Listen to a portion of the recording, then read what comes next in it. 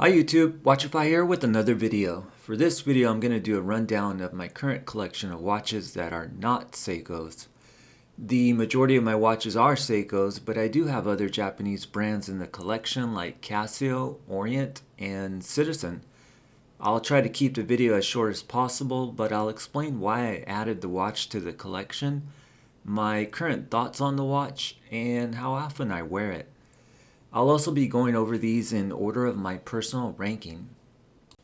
First up is my favorite non-Seiko watch, and that is the all-metal GShock GMW B5000D. I got this watch because I didn't have an all-metal G-Shock or one with solar and Bluetooth yet. I like the all-metal look, and this watch definitely has a lot of wrist presence with its polished and brushed elements. In addition to tough solar and Bluetooth, it has multiband 6 atomic time synchronization, and you can control settings from the G-Shock connected app. I still enjoy wearing this watch, and I think this one will remain in the collection long term. The next watch is from US-based Microbrand Notice. It's not a Japanese brand watch, but it does have the NH36 automatic movement inside. That's essentially the same movement that's found in Seiko automatics. This is the retrospect 3 model, and I got it because I really liked the design and I wanted a watch with a salmon colored dial, and I think they did a good job with this one. It's got sapphire and a ceramic bezel insert, and it came with an additional rubber strap. The movement came regulated, so it keeps great time, and that was another thing that appealed to me. They still sell this watch, but they have tweaked the dimensions, improved on the bracelet, and it's got a slightly different bezel insert now. I enjoy owning this watch and plan on keeping it long term. Next is the JDM Citizen Automatic NB105059L. I got it because I really like the clean looking blue dial, and the movement inside is their 9011 movement that beats at a higher 28,800 beats per hour, and that results in a slightly smoother seconds hand sweep. The size is also great at 38mm case size, and it has a sapphire crystal. I get the feeling this watch line has gained a following in JDM circles as a modern alternative to the famous Seiko SARB 033, as this watch now sells for under $400 US. This one was a great add to the collection, so I've got no plans on parting with it. Next is another Citizen, and it is the automatic NY013814X. It appealed to me because of the fully loomed dial, contrasting against the black PVD case and black silicone strap. This was a limited edition that came with a commemorative Fugu gold coin. It's got the A204 movement inside that can hack and hand wind, and it's also got Chinese character alternate days of the week, which was another thing that I really liked about this watch.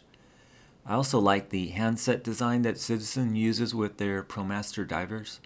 I often wear this watch on the weekend, and it's been a great watch for me. I think Citizen did a great job with this model, and they later came out with a similar non-limited edition, NY0155-58X, but that one comes on a metal bracelet. On to the famous Orient Komatsu automatic. This brand and this model in particular has gotten a lot of attention as being a value-oriented diver. It's got 200 meters of water resistance, great lume, and a sapphire crystal. The model with the teal colored dial is the one that I like the most.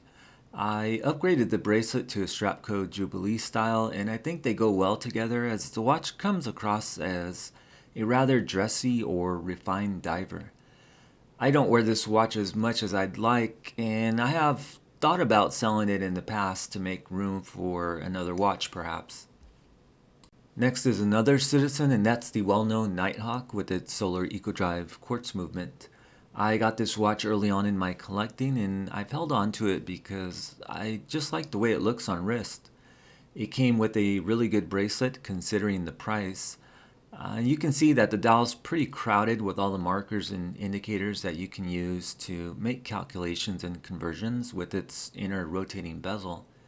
I also like the fourth hand, which has airplane shapes on each end. I consider this a Citizen classic and a must-have in the collection.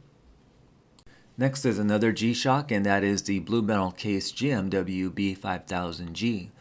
And if I'm not mistaken, I think this watch is a Japan-only model.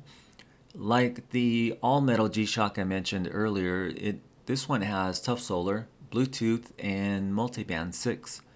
This one, however, has a negative display, but it's done well and I find it easy to read. It comes with a black resin strap, and I like the black and the blue color combo. This has been a great watch to own, but I find I don't wear it that often.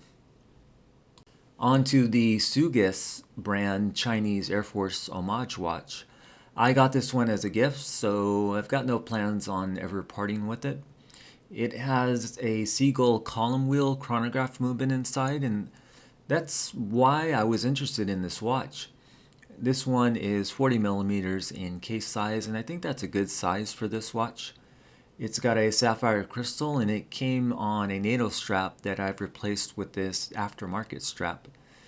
The thing to know about this watch is that it doesn't have an automatic movement, so it's hand wind only. Next is another Orient automatic model, and that's from the famous Bambino line with this pearlescent white dialed model, which has contrasting black Arabic numerals. I wanted this watch because it's got an old-timey traditional look, but it has a modern movement that hacks and hand winds. Its case is around 40 millimeters, so I think that's a good size for this type of watch.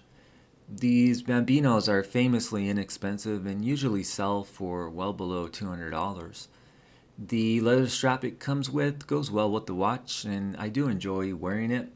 Although, if I found another Bambino that I liked more, like perhaps one of their newer 38mm models, I'd probably sell this one. On to some more G-Shocks. These are the GA2100 series, so I'll cover all three together. These are known as the Casio Oaks and have been wildly popular for Casio.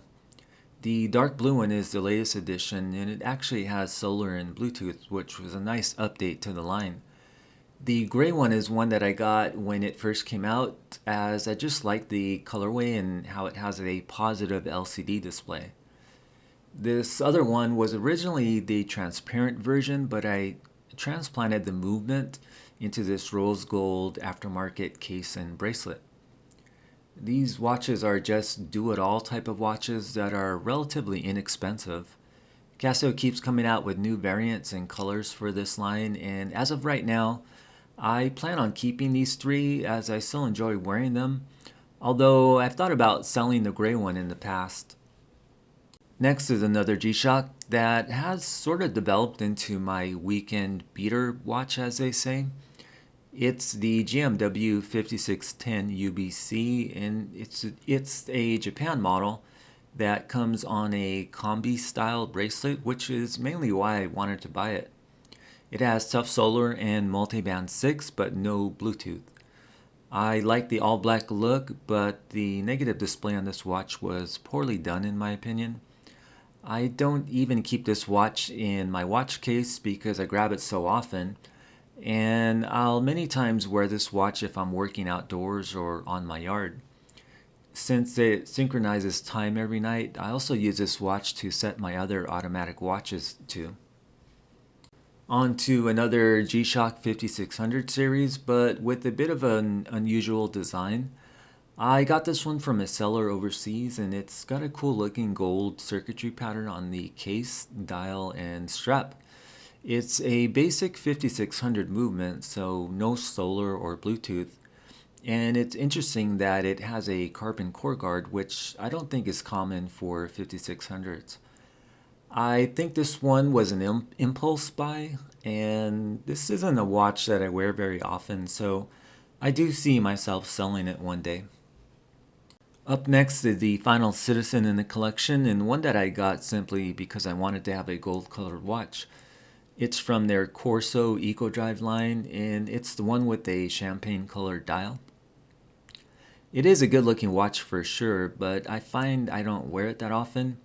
and that's probably due to that gold color. I do still plan on keeping it though, unless I find another gold colored watch that I like more. And finally, the last watch is the diminutive Casio A168WA. I got this watch on a whim as I wanted to have at least one retro quartz Casio in the lineup.